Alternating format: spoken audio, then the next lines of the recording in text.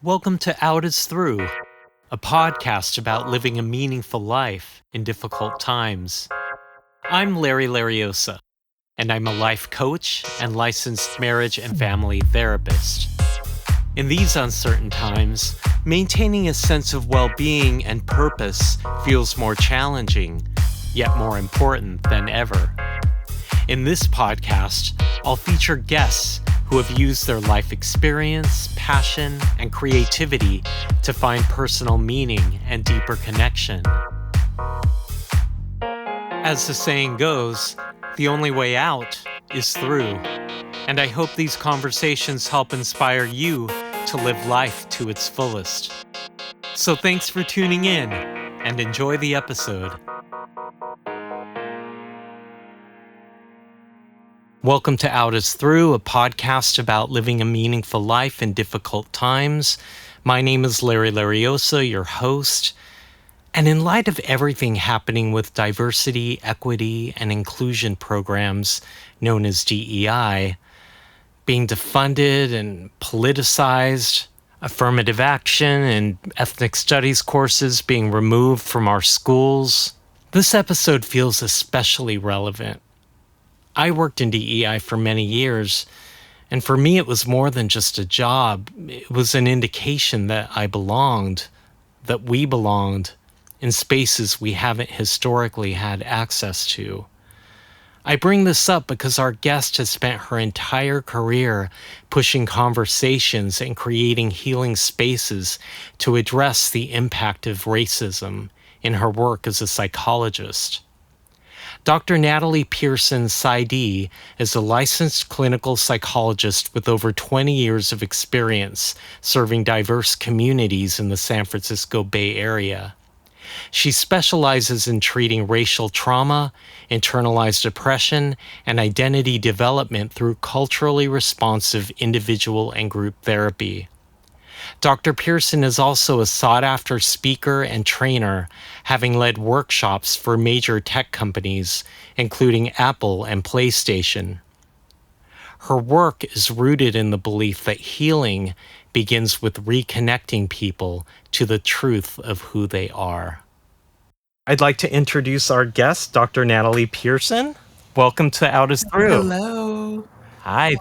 Thank you for inviting me. Thank you for having me.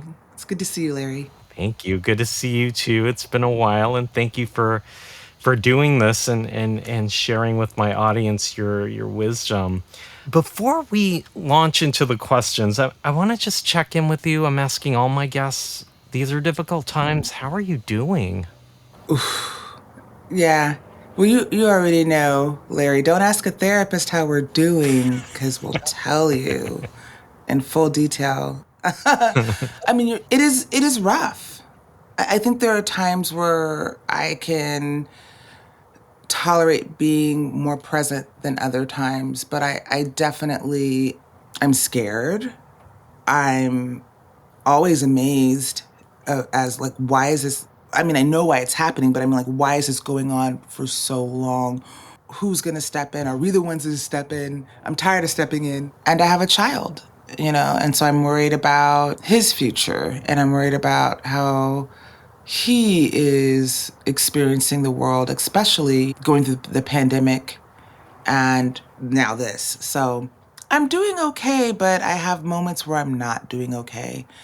And in those moments, I just watch the Jeffersons. Like, I'm totally going back to like regressing to my childhood. I'm watching the Jeffersons and other shows, and like I can't stand to watch today's TV because it's like even the commercials are propaganda and messed up. I mean, the Jeffersons are a good, happy place, I would say. And I definitely relate to that part of just thinking half the time, where are the adults in the room? We know this as therapists who work with clients who have not had secure family systems or parents available, and just what that does to the nervous system, what that does to our sense of safety. Yeah, I think both with the pandemic and with this current administration, the message that I received was just like, oh, wow. One, like our systems in place are not as sturdy as I thought they were. They're very fragile. And then with this administration, I'm like, wow, people are really just playing games at our expense.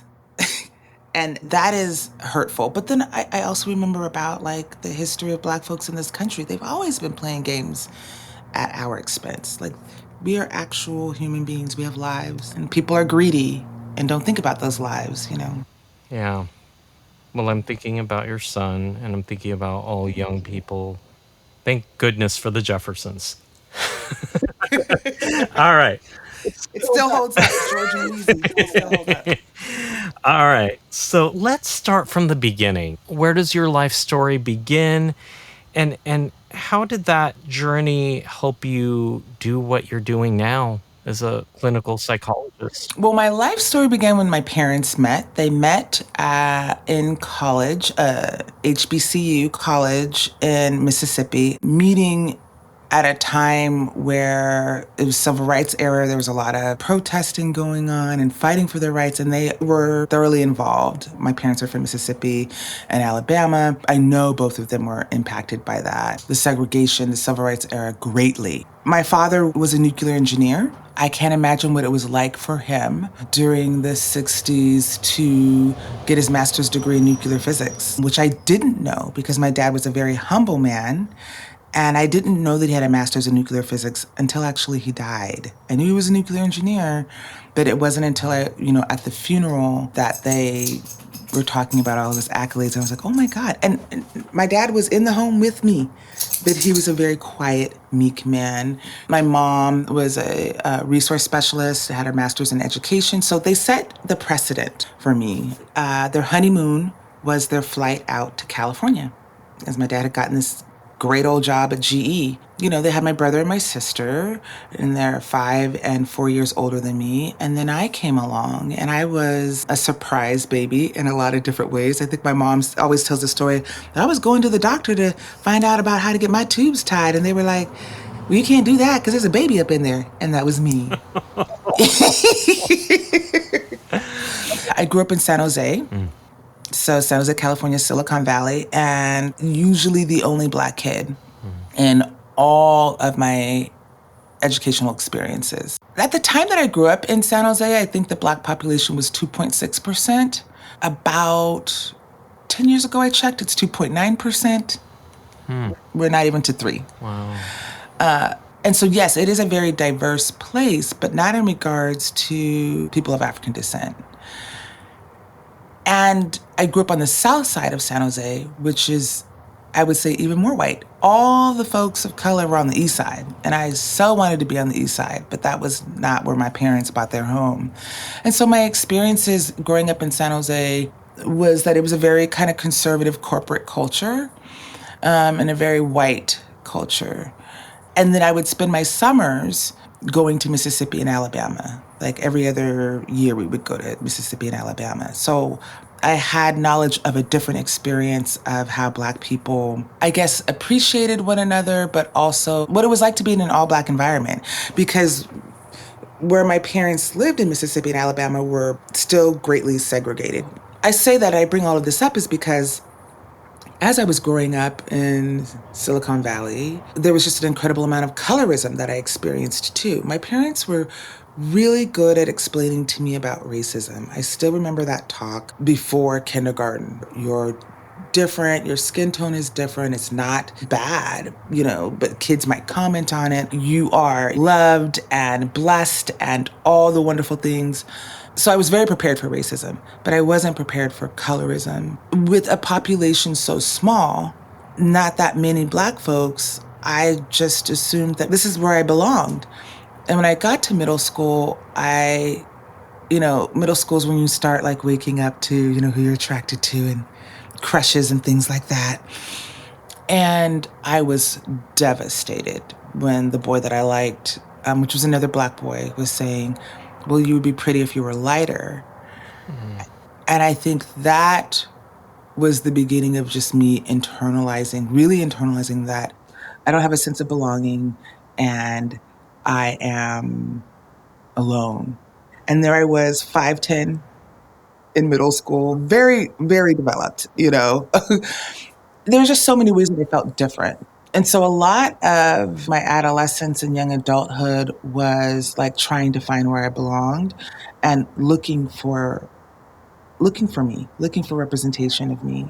But I knew because I had these experiences being in Mississippi and Alabama that there are spaces where I'm loved and appreciated. And I think that led me to reading and searching.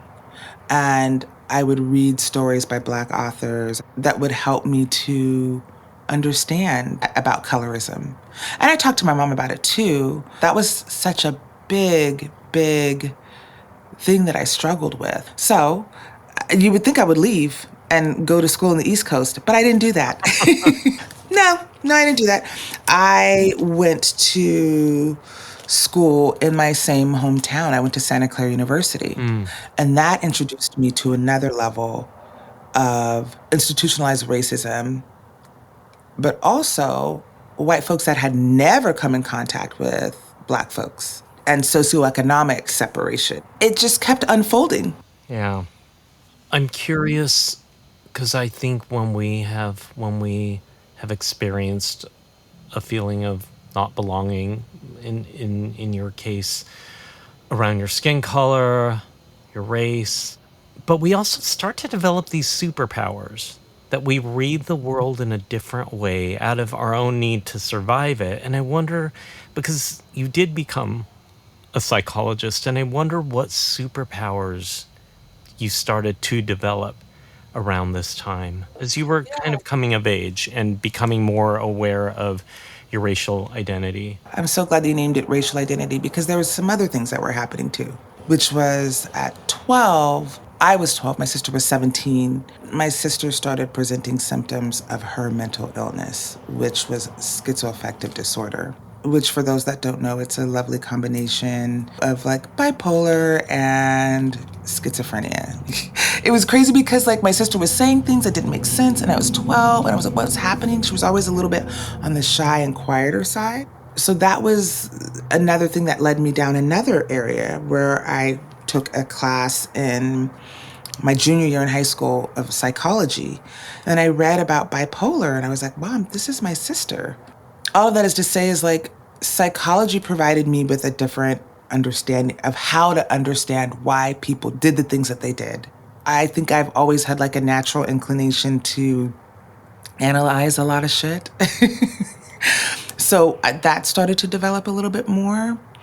Like I said, books were really important. You know, the autobiography of Malcolm X, Black Power by Stokely Carmichael. Like these things, I think there was a thought in my mind like there's a solution to everything in my mind at that age, which led me to go hunting for it. Was it Bell Hooks who says the quote, education as a practice of freedom? Yeah, that Like, is. I just think about the weight of that we, like, what I'm hearing of young Natalie was trapped in her mind and the world around her. And then you have your sister's mental health issues. But these sound like really strong resources that were able to supplement maybe what the outside world wasn't able to give you, these books. I think so. You know, it just like if somebody's writing about it, and this is kind of the same, similar with like mental illness, right? Like if it's in black and white, that means somebody else is experiencing this. That means that I'm not alone. Like I said, I really struggled with this. I really struggled with loneliness throughout. I'd say even to this day, like that's like a default thing. Like I'll feel like lonely, but it's usually that something about my past is being activated.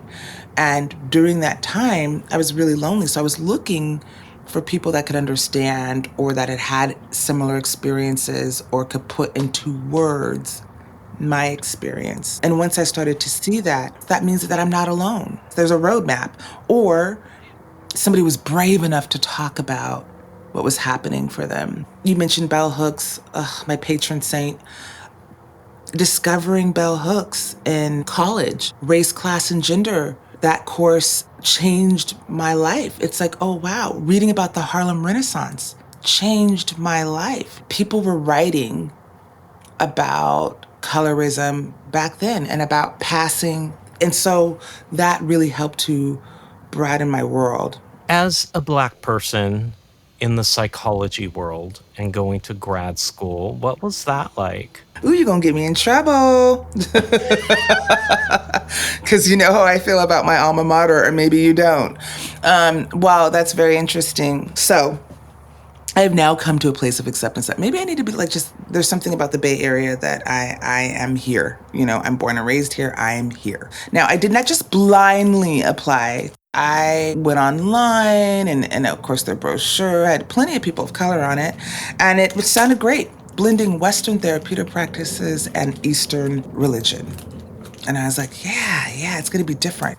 Thank God I went to the program with my best friend Carlos because it was me and him. We were the only people of color. I think there was another man who was Puerto Rican.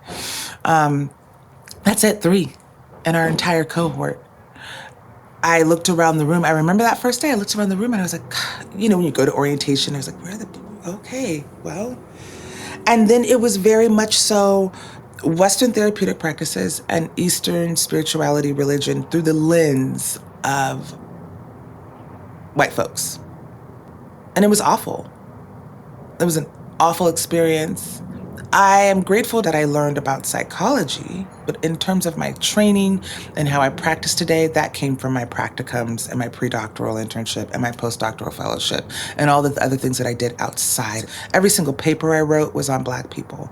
Every single thing that I studied through the lens of a Black person, obviously because of me, but also because I went and I found that. They provided one-liners on the last day. That was their cultural diversity, like contribution to whatever subject we were learning. Well, Black people with depression look like this, and Hispanic people, look like this when they have anxiety. I also had a very incredible traumatic experience with a professor during graduate school in which he had us reading an article. He's a professor that liked to, as they do, sometimes they write things and they want you to read what they have written. They want you to read their books and their articles. And he had us reading an article that he had written in the 60s, comparing Black boys to their white counterparts and why they were inadequate. I'm pretty sure that was one of the words. Like, in comparison, they were not doing the same as their white counterparts. And it was blamed on single Black mothers. And as I was reading this on the subway to get into San Francisco, one of my friends texted me and they were like, "Do you see this article that we're reading?" And I was like, "Yeah, I do." And I just was like, he's talking about my uncle, he's talking about my brother, he's talking about my dad, he's talking about my grandparents, my grandfather. And when I got into class that day, and I knew he was going to be talking about this, I decided I'm going to say something, but I'm going to, be strategic about it because this is not my first time at the rodeo. I have always been the only Black kid. I know how this goes down, and I'm not going to have my shit on display for these people to analyze, and like that's not what this is going to be. So I purposefully decided to do things differently. As I was writing down things that he was saying that was offensive that I wanted to talk to him about and raise my hand about, the list got longer and longer as he kept talking. And then finally I said to myself, you don't need to sit here and endure this. So I packed up my stuff and started to leave. As I was packing up, he said, "Oh, are you leaving because of something that I said?" And I said, "I'm leaving because of precisely everything that you had to say." And he said, "Well, sit down, let's talk about this." And I was like, "I'm not going to sit down in front of everyone in class and talk to you about how this is offensive to me as the only Black person in this class." And I left and I took this article to the vice president of academia. And that was the beginning of several town hall meetings of why this was racist, them debating whether or not this was racist. Like, it just went on and on and on. I did not go to any of these town hall meetings. I did not go to any of these, meetings that we were supposed to have because I didn't feel like I needed to justify why I'm offended. But I had no language. Yeah, I didn't have language for the fact that it was traumatizing. Wow. So much to unpack here. Let's take a break and come back to our interview with Dr. Natalye Pearson.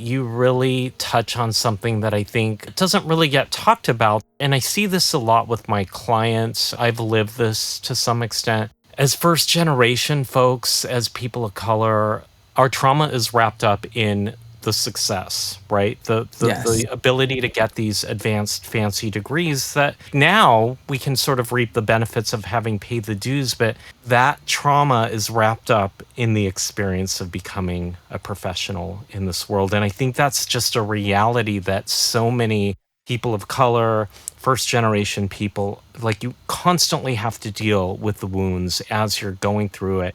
And as you said, a lot of us, when we're developing, we don't have that vocabulary and we don't have that support that we need. No. And thinking about your bigger story about young Natalie, you stood up for yourself and you stood up for your people and you walked out. You didn't tolerate that. And yes, our trauma's wrapped up in this price for a higher education. And there's the privileges that come with it, but it comes with a cost. Absolutely 1000%, right? I don't know about you, but for me, my parents were like, we fought hard for you to be here. We fought hard for you to have this education. My mom would tell me stories. She grew up in rural Mississippi, running to school past white folks like neighborhood, they had to go through, and people sicking their dogs on them. Like, when you hear things like, we fought hard for you to have this education and you gon' go to college. Like they did such a job on me, I didn't even know that people didn't go to college. I didn't even know that people didn't go to college. I was like, not until I had my first job in the city and I met some friends and I was like, well, what school do you go to? And they're like, we don't go to school. We work. I was like, what? That was an option? But Sarah Pearson would say, not for you, it's not. Yeah. So maybe this is a good segue into your work now, because this is where the meaning stuff comes up. You have dedicated your clinical career to working with issues around internalized depression. And for those in the audience who might not know, can you define internalized depression? I would define internalized depression as you're starting to take on white supremacy, racism, racist views as your own. So we've internalized the effects of racism, the message of racism, the message of white supremacy, which is that you are inferior in comparison to anything white, white standard of beauty, white standard of intelligence, your body size, everything. And you're judging yourself by these standards. You're judging yourself by the thought and the premise that you are inferior. We don't realize like where it came from, where these thoughts came from. That dark skin, let's take that for example, is ugly. We just think, oh, that's the way it's always been. And then we're starting to do it ourselves, but not understand that it comes from the premise that your skin tone is ugly, undesirable in comparison to white skin, the white standard. So we've started to internalize it and take it on as if it is our own. And this idea did not come from us. But after 300 years, the mental warfare will start to take effect. Yeah. And I would imagine that's part of what you work with in the work you do. So part of it is like, yes, doing internalized depression work. The other thing is around racial identity. And racial identity is usually formed in comparison to white people and being accepted.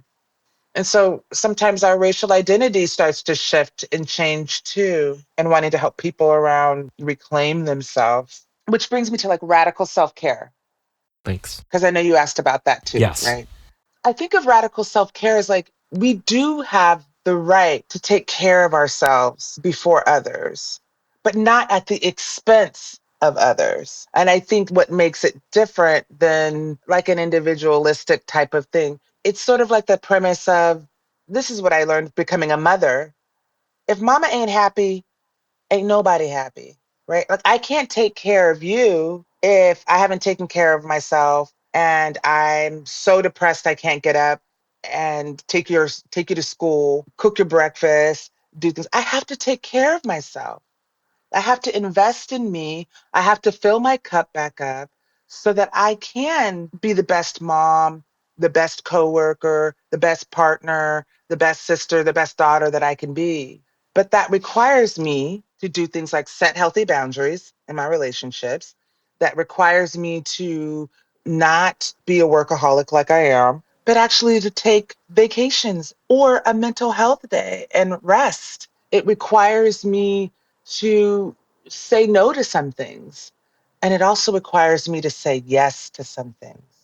Right, right. And the radical part being that it's groundbreaking, especially with these more collectivist cultures. It could look selfish to take time to read a book by yourself, but this is revolutionary to really Hmm. make yourself healthy and hold people together, because your part of that is so necessary and can't be done without your self-care. Yes. It's also radical and revolutionary because we were told that we were not allowed to do these things. You're not allowed to rest. You're not allowed to go to therapy. That's not for you. That's for rich white folks that got the time. Yet it's so necessary for me to engage in self reflection with another person that is impartial, right? Taking care of myself by going to therapy is not just a privilege for white folks. And so radical self care, it's a reclaiming of, I'm just going to say this, but a reclaiming of our humanity. Like that sometimes folks hate on like setting boundaries or self-care. For instance, like setting boundaries in a familial relationship. And this is what I say to my clients, like you don't have to carry all the cotton on your back today. You can rest and allow somebody else to step up, knowing that you're going to come back into the fold, rejuvenated, well rested eyes, a well rested spirit, so that you can be your fullest and best self. You're not giving from fumes, an empty tank. Yeah, thank you for defining that and for, putting it in that context. I think it's helpful for people to give themselves permission to do that when they haven't really, that history hasn't allowed them to, or maybe those are messages they grew up with that get passed on. Mhm. Yeah, I wonder, just to kind of close the radical self care part, if you have, like, how people have responded to that. Well, tolerating the difficult emotion of not knowing like whether or not they're going to be rejected and the anxiety around that and how they're going to be thought of or maybe they'll think that they're selfish. Sometimes there is some of that, but more than likely it's that they gain a bit of themselves back because what we will do is that we will overcompromise ourselves. Yeah. Yeah. And maybe that's a good segue into this next question. Because this podcast is about living a meaningful and fulfilled life, how has your work given you a sense of meaning, belonging, and connection with others? Ooh, that's a big question. I think that being a therapist, it's a reciprocal process. You know, sometimes I'm working with someone and things are flying out of my mouth and I'm like, "Ooh, that was for me." Like one of the things that I got really clear working in addiction medicine, which is another specialty of mine, that I just love working with that population. And I learned that we are not so unique. Hmm. I thought I was the only one who dealt with this. I thought I was the only one who couldn't put this down. I thought I was the only one who experienced, and seeing the power of folks be in group and see themselves in other people has been transformative for me. But also seeing the group start to help another person see themselves. Like what I got from all these years of doing group work is that I can say some shit, but to have another group member say, "This isn't my first time at the rodeo. I went back to work right after day treatment and I relapsed. I wish I would have continued on and done the intensive recovery program for another 15 days." That is far more reaching coming from a peer than from me. And so the power of the group the power of the collective has been really beautiful to witness. I think my work has granted me the ability to witness healing, that people do heal, that our mind is just like any other muscle or part of our body. You might experience a cut, but with time we do heal. Maybe you've got a little ointment that you put on that cut. And that's therapy, that's rest, that's so many different things. That's education, that's love. But there's been ways in which we can get that same cut and it festers, it gets infected. And that looks like a myriad of things, right? Addiction, denial, avoidance, procrastination. And I'm speaking to myself on that one. Do you have any advice for listeners who may have ideas about pursuing something that brings them meaning through a passion project or a career, but maybe stuck in their creative process? Yeah. One of the things that I did before applying to graduate school, I had a lot of jobs. Like every year I had a new job. But I realized what I did was I made a list of all the things that I liked about my job. Hmm. And it turned out that I liked working with people. And that even if I was in a position of like admin assistant, I was still kind of counseling people because people would come to my desk and talk to me about stuff. I made a list and I just looked at what I liked and what I didn't like. And this is something that has been reiterated in my spiritual practice. I want to move towards what I like. I want to move towards the positive, and I want to move towards what brings me joy. And so that's something that I've just kept kind of doing. Not to say that there aren't moments that aren't hard, because getting my doctoral degree was the hardest thing I've ever experienced. I was broke for like 7 years. There's all sorts of things, but I kept moving towards what I liked and what I knew to be true, no matter what society or anybody else has told me. And I here don't know if you that are. makes sense. Yeah, yeah. Very powerful and inspiring words. I have one last question. We went into some deep stuff, and this one's a little Yes. bit lighter. We're both music people. We both channel each other circa like late Woohoo! 80s, early 90s. So Absolutely. you'll have fun with it. Some of my guests are like, why are you asking me this? But I think you'll Hmm. appreciate it. So you are on a deserted island and you only have 3 albums to listen to for the rest of your life. Oh What my 3 God. albums would you want to make sure you had on that island For the rest of my for life. the rest of your life? Only 3. Okay, this is a huge question. And I don't know if you'll like take this out, but when you sent that to me in the prep, I cannot even tell you how many days that I thought about it and I was like, I can't choose just 3 and ah, you know, I really thought about this for like days. Of course, I had to narrow down which Depeche Mode because Mm-hmm. I love they're my favorite group. I decided Songs of Faith and Devotion. Wow. Which a lot of people don't Don't reference, which I'm like. so happy to hear you reference that one. I love that album. Yes, it's one of my favorites, and I'm very sentimental about it. I get really choked up because I had a really good friend who was my college roommate, and we were friends for the longest time.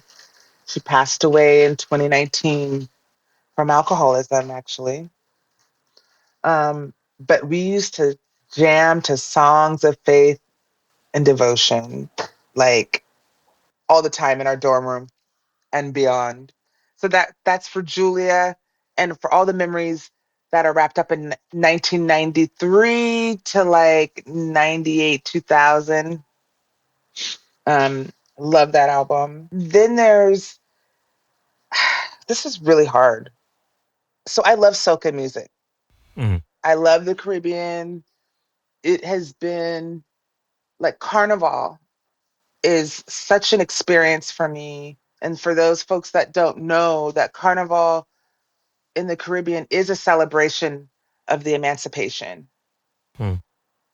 It is a celebration of being free. It is also making fun of massa in some ways because they'd see massa doing these balls, right? It is doing all the things that they said that we were savage for, but doing it in a mocking way. And I have never felt more free in my life than chipping down the road behind the truck. Let me say that. The truck it's an 18-wheeler with all of these speakers on. And I've never been so free in my life and happier. So I need a compilation CD of 2019 to 2020 Soka That's such a because beautiful image too of you kind of behind the like just tipping soaking up down the the music. road. Yeah. Yeah. Oh, it's so amazing. It's so powerful. Um, but that's the first year that I went to Trinidad Carnival. So 2019, 2020, because I need those memories alive when I'm on this island. Oh God. And then the last one. I don't even know. So it's between the low end theory, Tribe Called Quest, Hmm. because that was also probably the last real era for me in hip hop that I was really into, besides Mos Def and Talib Kweli. Mm. So I would say the low end theory, or I'm cheating. See, I'm getting another one. Um, is it Nabuma Rubber Band by Little Dragon? Oh, okay. I love me some Little Dragon, Mm. but that album in particular, I could jam to it over and over and over and over and over and over again. Well, I think Yeah. you can cheat and have four. Yay! And all great choices that I have not heard in a very long time, especially the last one. So, Mhm. yeah. And music is such a good way of getting us through these times as well, because we have to, Absolutely. joy is resistance and joy is part of what's going to get us through. So I appreciate you bringing a lot of joy in this conversation and just a lot of joy in Thank your you.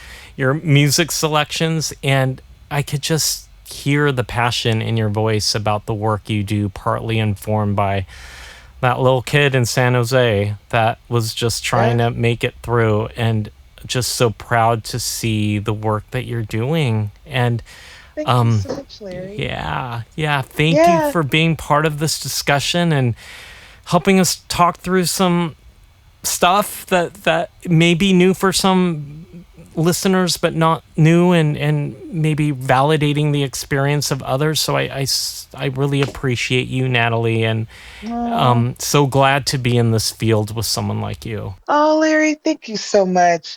So grateful that you asked me to be a part of the podcast. I'm so grateful for all the things that you're doing. This podcast is really important. One of the ways that we can get through is like community, like minded people. I have survived many a time surrounding myself with like minded people. Yeah, we need each other. Yeah, we really do. And I needed to see reflections of folks who thought like me in San Jose, in graduate school, and today. So I'm very grateful for my bubble, my community. You can find out more about Dr. Natalye Pearson at drnataliepearson.com, and that's Natalie with a Y, as well as rootedresistancetherapy.com, and the links will be in the description box below. What a privilege it is to have this conversation with someone who's truly used her life story to create meaning and healing for both herself and others. I value Natalie's vulnerability, tenacity, humor, and passion in how she approaches both her life and her work. And what she says about the power of the collective, relying on community throughout her life to get through the really hard times, that's some sound advice. I'm grateful to her for being in this space with me and sharing her story, and grateful to you for listening. Until next time. The views expressed by the speakers are their own, and their appearance on the podcast does not imply an endorsement of them or any entity they represent. Out is Through is a podcast for entertainment and educational purposes only. It's not a substitute for medical advice, diagnosis, or treatment. If you are in need of support, please seek out a licensed mental health professional in your area.